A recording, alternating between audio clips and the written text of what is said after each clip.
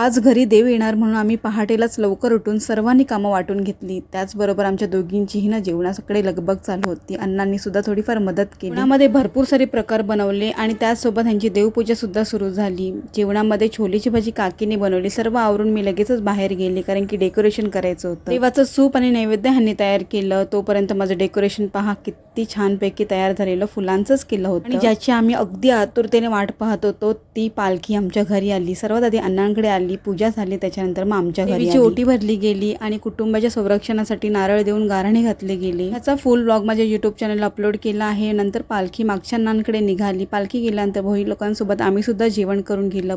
शंकासूर बरोबर आमचा पारंपरिक नाच झाला. आणि आता परतीचा प्रवास आमचा सुरू, जो की मला अजिबात आवडत नाही. मध्येच मला पप्पा सुद्धा भेटणार होते कारण की त्यांची स्कूटी घेतलेली ती रिटर्न करायची. सुपरफास्ट ट्रेन असल्यामुळे रात्री 11 पर्यंत मी घरी पोहोचणार होतो आणि घरातूनच डब्बे आणि पत्रावळी घेतलेली आणि सीट अशी असल्यानंतर प्रश्नच पडला. डब्यामध्ये जेवण केलं.